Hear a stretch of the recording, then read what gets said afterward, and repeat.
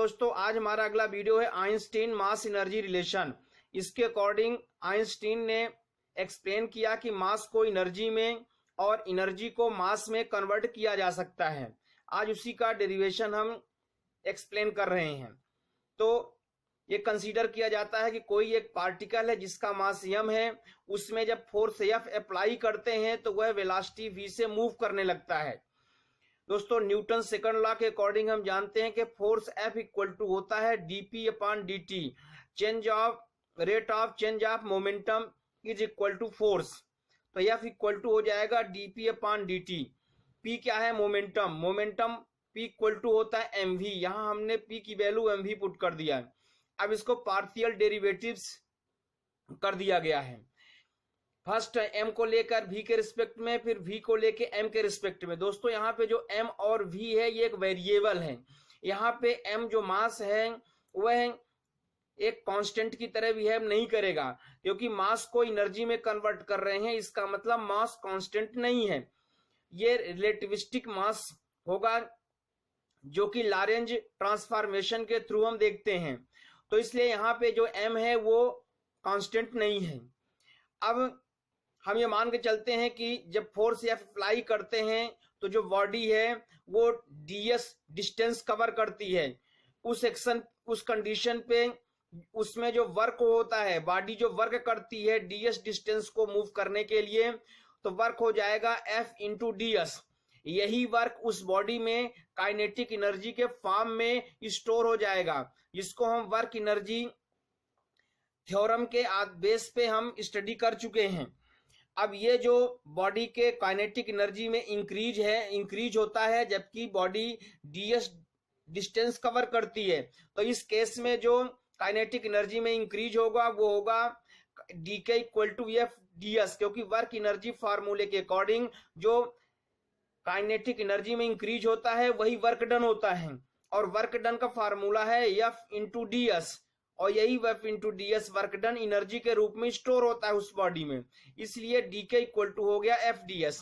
ये जो f की वैल्यू है यहाँ पे पुट कर दिया गया है, ds को मल्टीप्लाई कर दिया गया है। अब दोस्तों, यहाँ पे dv को सेपरेट कर दिया गया और ds की जगह ds अपॉन dt लिख दिया गया।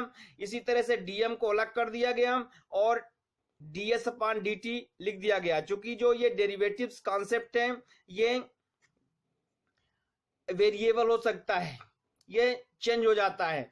तो इस तरह से dk की वैल्यू ये हो जाएगा आपका ds अपॉन dt लिख दिया गया, और dm अपॉन dt को dm अलग और ds अपॉन dt लिख दिया गया यहां से। अब दोस्तों, जो ds अपॉन dt है ये डिस्प्लेसमेंट अपॉन टाइम है, जिसको v लिख दिया गया, ds upon dt equal to v। और ds upon dt equal to जब v लिखेंगे तो ये हो जाएगा आपका v स्क्वायर। तो इस तरह से dk इक्वल टू हो गया mv dv plus v square dm। अब यदि बॉडी रेस्ट पोजीशन पे है तो रेस्ट इन मास एनर्जी को, रेस्ट इन मास को हम m0 से एक्सप्लेन करते हैं। अब हम, जैसा कि हमने बताया, लॉरेंज ट्रांसफॉर्मेशन के अकॉर्डिंग जो रिलेटिविस्टिक मास है, relativistic mass m equal to होता है m01 minus b square upon c square. यहाँ m जो है डायनामिक मास है और m0 रेस्ट मास है। मतलब जब बॉडी रेस्ट पोजीशन पे होती है तब उसका मास m0 होता है, और जब बॉडी मूव करती है तब उसका मास m होता है। अब दोनों साइड का स्क्वायर करेंगे तो दोस्तों ये हो गया स्क्वायरिंग कंडीशन, फिर यहां से एलसीएम ले लिया, फिर इसको इसके साथ क्रॉस मल्टीप्लाई हो गया, तो ये कंडीशन आ गई आपकी। अब हम इस इक्वेशन को डिफरेंशिएट करेंगे दोनों साइड में, तो m और v के रिस्पेक्ट में डिफरेंशिएट करेंगे। चूंकि ये c जो है यूनिवर्सल कांस्टेंट है, c लाइट वेलोसिटी है, इसलिए वो कांस्टेंट होगा। तो ये हो जाएगा 2m dm c square minus यहाँ पार्शियल डिफरेंशिएशन होगा, एक बार m का होगा और एक बार v का होगा, तो हो गया minus 2m dm v square, फिर minus 2v dv m square. यहाँ m0 रेस्ट मास है और रेस्ट मास कांस्टेंट होता है, क्योंकि किसी भी बॉडी का जो रेस्ट मास है वो फिक्स होता है, कांस्टेंट होता है, और c ऑलरेडी कांस्टेंट है। इसलिए इस साइड का जो डिफरेंशिएशन है वो हो जाएगा 0। तो इस तरह से ये वैल्यू आ गई। अब इसमें 2m से डिवाइड कर दिया गया, और ये जो स्टेप है इसको इक्वल के इस साइड में चेंज कर दिया गया। तो ये हो गया आपका इक्वेशन मिल गया, c स्क्वायर dm equal to mv dv plus v²dm। अब हम इक्वेशन थर्ड से देखेंगे। इक्वेशन थर्ड में जैसा कि हम यहाँ पे देख सकते हैं, ये इक्वेशन थर्ड है, dk equal to mv dv plus v²dm। इसी की वैल्यू हम यहाँ पे देखेंगे, ये देखिए सेम वैल्यू आ रही है। तो यहां से हम देख रहे हैं कि जब इसकी वैल्यू इक्वेशन थर्ड में है तो ये हो जाएगा c²dm। तो dk की वैल्यू हो गया c²dm। dk क्या है? Increase in kinetic energy. अब इसको हम इंटीग्रेट करेंगे, क्योंकि यहाँ पे एनर्जी, काइनेटिक एनर्जी इंक्रीज हो रही है, तो उसकी मिनिमम से मैक्सिमम एनर्जी के बेस पे हम उसको इंटीग्रेट करेंगे। तो हम जानते हैं इंटीग्रेशन के फार्मूले में डीके का जो इंटीग्रेशन होगा वो के होगा, और c²dm, क्योंकि यहाँ पे रिलेटिविस्टिक मास है इसलिए मास चेंज होगा। रेस्ट मास m0 है और डायनेमिक मास m है, इस तरह से इसका मास चेंज हो रहा है। तो जब इसको हम इंटीग्रेट करेंगे और m0 m का अपर लिमिट और लोअर लिमिट पुट करेंगे तो ये हो जाएगा c²m माइनस m0, ये k की वैल्यू हो जाएगी। अब हम c² को मल्टीप्लाई कर देंगे अंदर, तो ये हो जाएगा k equal to mc² minus m0 c²। m0 c² को इस साइड में हमने चेंज किया तो ये k plus m0 c² mc² हो गया।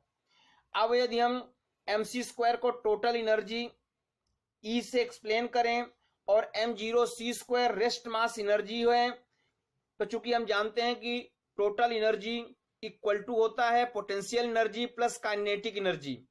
यहाँ पे पोटेंशियल एनर्जी, क्योंकि potential due to rest position of the body के कारण होता है, इसलिए पोटेंशियल एनर्जी को एक तरह से रेस्ट मास एनर्जी के फॉर्म में देखा जा सकता है। तो टोटल एनर्जी हो जाएगा equal to rest mass energy plus kinetic energy.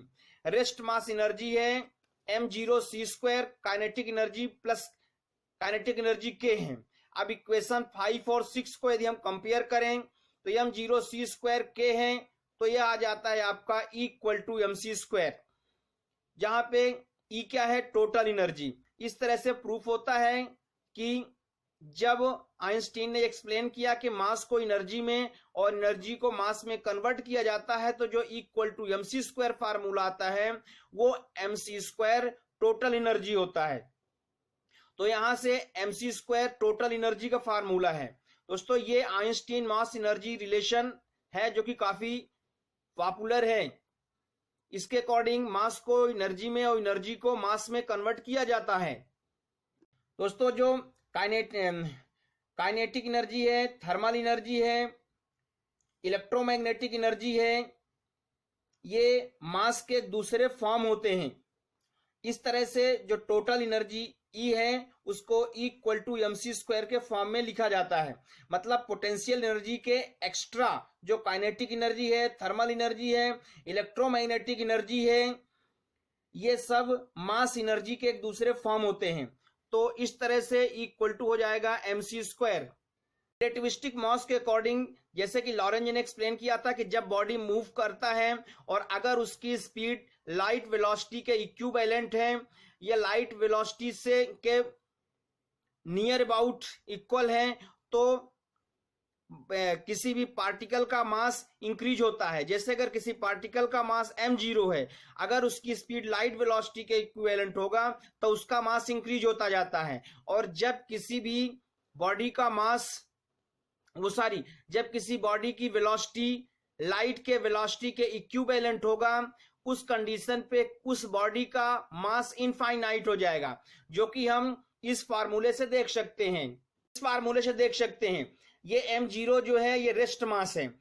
अगर किसी पार्टिकल की वेलोसिटी लाइट वेलोसिटी के इक्विवेलेंट है तो यहाँ v² की जगह c² हो जाएगा, c² कैंसिल होके 1 - 1 हो जाएगा, m0/0 जो कि इनफाइनाइट हो जाएगा। अर्थात यदि किसी बॉडी की वेलोसिटी लाइट वेलोसिटी के इक्विवेलेंट है तो उसका डायनेमिक मास इनफाइनाइट होगा, और उस कंडीशन पे जो रेस्ट मास है वो रेस्ट मास 0 हो जाएगा।